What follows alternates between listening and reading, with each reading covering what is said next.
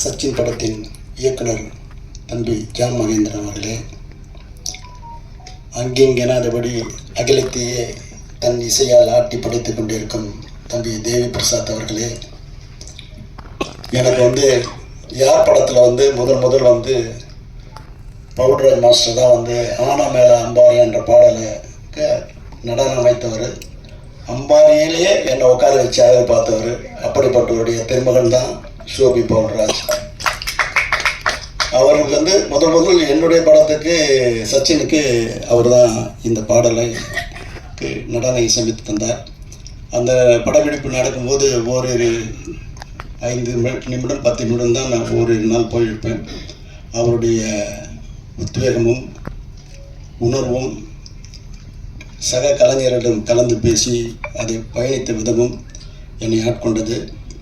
இந்த படம் முதல் சந்திரசேகர் சார் எனக்கு இந்த படம் நீங்கள் பண்ணுனா தம்பி வச்சுன்னு சொல்லும் பொழுது, நல்ல பீக்கில் இருக்கக்கூடிய தம்பி விஜய் அவர்கள் அவர்கிட்ட நிறைய கதைகள்லாம் சொல்லும் பொழுது, ஒரு தடவை அவருடைய படங்கள்லாம் தொடர்ந்து திருப்பாச்சி, மதுரை இந்த மாதிரி படம் வந்திருக்கும்போது ஒரு சின்ன சேஞ்சுக்காக நான் அவர்கிட்ட கலந்துரையாடும் போது, ஜான் மகேந்திரன் ஒரு கதை சொன்னான், தம்பி குஷி மாதிரி இருக்கேன், கலகலன்னு போவோம், கேட்குறீங்களான்னு.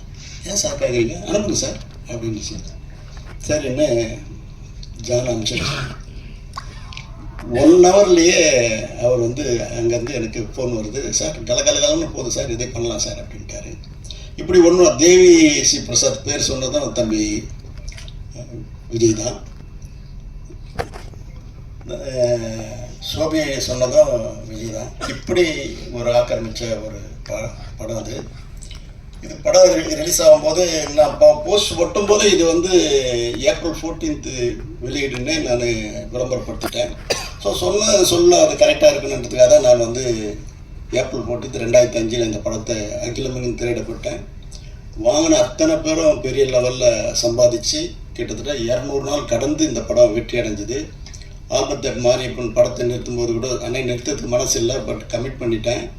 படம் 200வது நாள் நிறுத்துகிற பாரம் கூட 1000 ரூபாய் ஷேர்னேன் அப்படின்னு சொன்னார். இதெல்லாம் மெட்டி படத்துக்குரிய ஒரு ஒரு அடித்தளன்றது தான் இதை நான் சொல்ல முடியும். அப்படி பயணித்த இந்த படம் ஊட்டியில் தான் நான் நடக்கணும்னு பயணிக்கும் போது ஜீவாம்பா தான் கேமராமேன். அவர் ஜானுக்கு மிகப்பெரிய பலமாக இருந்திருக்கிறாரு. அப்படிப்பட்டவர் முதல் ஷூட்டிங் ஊட்டியில் தான் நடக்குது. அதுக்கு முதல் நாள் தான் சுனாமி ஒரு பெரிய ஒரு ஒரு பெரிய சூழ்நிலை சொல்லலாம், துயரத்தில் தமிழ்நாடு நடந்தது. அப்படிப்பட்ட சூழலை அன்றைக்கி ஒரு நாள் நிறுத்தி மறுநாள் ஒரு 2 நிமிஷம் மௌன அஞ்சலி தான் இந்த படப்பிடிப்பை ஆரம்பித்து வச்சோம். 4 மணியும் பொழுது வருமா பிரமாதமாக நடந்தது. இங்கே கம்பகலாவில் செட்டு போட்டு அதனுடைய பேட்ச் ஒர்க்லாம் எடுத்தோம். விஜயன் மாஸ்டர் 2 ஃபைட் அந்த படத்தில் பண்ணியிருப்பார். அந்த 2 ஃபைட்டும் இதுவரையும் அதுவும் ஒரு ஒரு உணர்வையும் ஒரு வெறியும் தூண்டாது, ஒரு அழகான ஒரு கவிதையாக தான் அந்த 2 சண்டை காட்சிகளும் இருக்கும். தேவி பற்றி சொல்லணும்னா 24 மணி நேரம் உழைப்புன்னு உழைக்கிறவர். அப்படிப்பட்டவர் இந்த படத்துக்கு இசையமைத்தது தொடர்ந்து எனக்கு நிறைய படங்களுக்கு இசையமைச்சிருக்கிறாரு. எனக்கு குடும்பத்தில் ஒரு பிள்ளையாக தான் அதை நான் பார்க்குறேன்.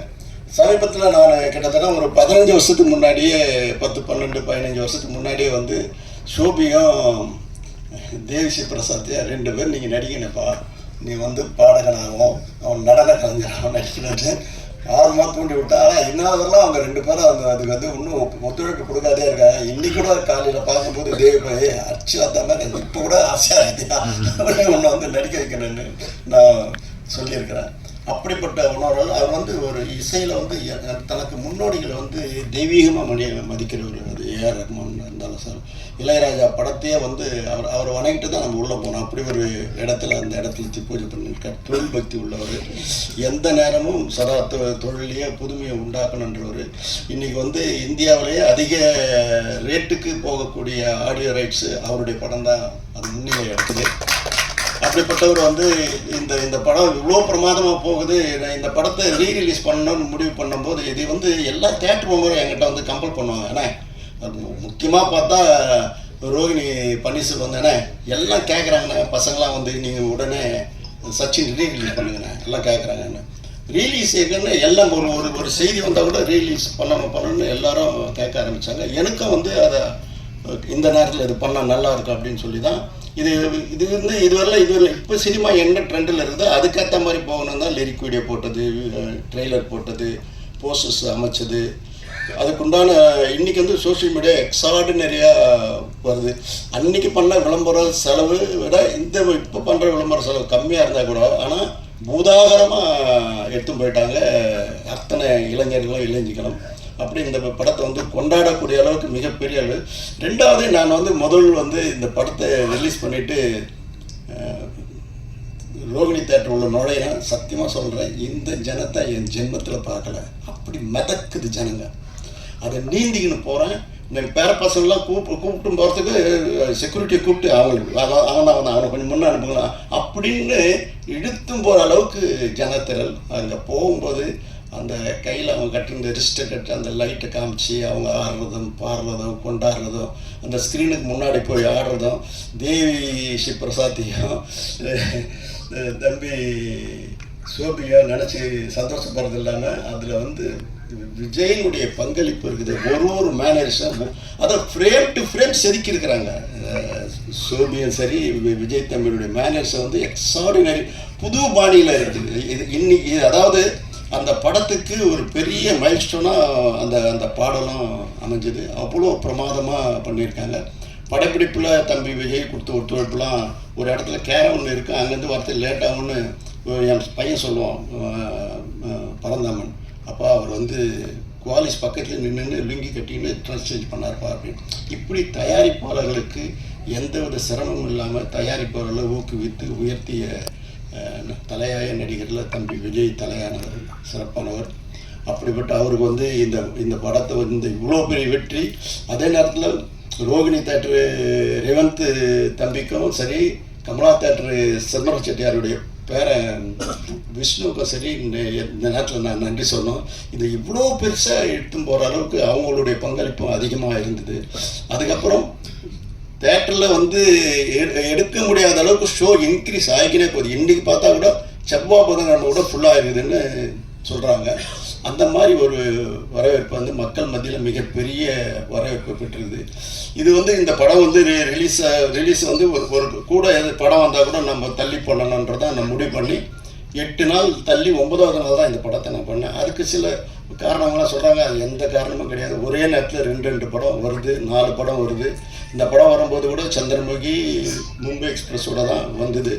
ஒரே நேரத்தில் இன்றைக்கி இருக்கிற சினிமா வந்து அந்த ஹாலிடேஸை மிஸ் பண்ணக்கூடாதுன்னு சொல்லுவாங்க. ஆனால் இது வந்து 8 நாள் கழித்து தான் வந்து ஆக யாரும் அதை பற்றி தப்பாக நினைக்காதீங்க. நம்ம அந்த மாதிரி இடத்துல இல்லை. இந்த சினிமா என் காலத்துலேருந்து இந்த சினிமா வளரணும்னு நான் எல்லாருக்கும் நல்லது செஞ்சுன்னு இருக்கிறேன். ஆக உங்கள்கிட்ட கண்மலங்க சொல்கிறேன், இந்த திரையுலகம் வாழ்வாங்க வாழணும், வையகம் தழைக்க வாழணும், வாழ்வெல்லாம் செழித்து வாழணும்னு என்னுடைய வேதமாகவே நான் எடுத்து நடத்தின்னு இருக்கிறேன். ஆக இந்த படத்தில் இந்த பிஸி ஸ்டடியில் வந்து தேவி பிரசாத் வந்து இங்கே பங்கு கொண்டது வந்து உண்மையிலேயே எனக்கு சந்தோஷம். அவர் தேட்டர்லேயே போய் பார்க்க போகிறேன்றார். அவரும் சூப்பியும் ஜானம் போய் பாருங்கள். உங்களுடைய சந்தோஷத்தை, உங்களுடைய உழைப்பாக அந்த மக்கள் அந்த இளைஞர்களை எப்படி கொண்டாடுறான்னு இந்த தேட்டர் உள்ள பார்க்கணுன்னு நினச்சா குடும்பத்து பெண்கள்லாம் வந்து எப்படி கோலாகலமாக கொண்டாடுறாங்கன்னு பார்க்கும்போது என்னால் மெய்சில் இருக்குது. அதே ஜானுடைய பங்களிப்பு வந்து துருன்னு இருப்பார் எப்போவுமே. நான் சமீபத்தில் கூட பேசுகிறேன், இதே மாதிரி ஒன்று கதை பண்ணுறான் அப்படின்னு சொல்லுவேன். அந்த மாதிரி ஒரு உழைப்பு கொடுத்தவர் மகேந்திர சார் வந்து இல்லைன்ற ஒரு ஃபீலிங் இன்றைக்கி ரொம்ப எனக்கு இந்த கொண்டாட்டத்தை அவர் பார்க்கலன்ற ஒரு வருத்தங்கள் எனக்கு வந்து நெஞ்சில் நிழலாடுது. அவர் இல்லாத இடத்த வந்து அவங்களுடைய மகேந்திரனுடைய துணையார் வந்து அந்த சந்தோஷத்தில் ஈடுபடுவாங்கன்னு நினைக்கிறேன். ஜானுடைய உழைப்புக்கு வந்து எல்லை இல்லாத பணி, மிக சிறப்பான முறையில் பணியாற்றினார். எந்த நேரம் காஸ்டியூம் கூட அவரே போய் தான் பண்ணுவார். அவர் சொல்லுவார், நிறைய இன்புட் அவுட்புட் எனக்கு கொடுத்துட்டே இருப்பார். அது என்னன்னு சொல்கிறாரு. அதுக்கெல்லாம் வந்து அந்தந்த தொழிலில் இருக்கிறவங்க தான் அது காரணம். என்னால் செய்கிறதே எடுத்து சொல்ல முடியும். ஆக மீண்டும் இந்த மேடையில் அமர்ந்துட்டு கொண்டிருக்கும் இந்த படத்தை இவ்வளோ பெரிய வெற்றியாக்கின பத்திரிகை நண்பர்கள், தொலைக்காட்சி தோழர்கள், உங்களுடைய பங்களிப்பு என்னென்னைக்குமே நான் உங்களுக்கு உற்ற சகோதரன், உற்ற தோழன், எல்லாரையும் நான் ஒன்றா தான் கருதுவேன். ஆக என்றைக்கும் நீங்கள் எங்கள் நெஞ்சத்தில் நிலைப்பிப்பேன். இந்த இண்டஸ்ட்ரி வளர்கிறதுக்கு நீங்கள் திரும்பவும் ஒரு உத்வேகத்தை கொடுத்து உயர்த்தணும்னு சொல்லி உங்கள்கிட்ட கேட்டு விடைபெறுகிறேன். நன்றி, வணக்கம். ரியாஸனுடைய பங்களிப்பு அதி சிறப்பானது. அவர் எந்த நேரம் கூப்பிட்டாலும் எல்லா பணியும் செய்கிறாரு. மிகப்பெரிய ஒரு பாக்கியசாலி. நல்ல பையன், நல்லா வருவான். வாழ்த்துக்கள்.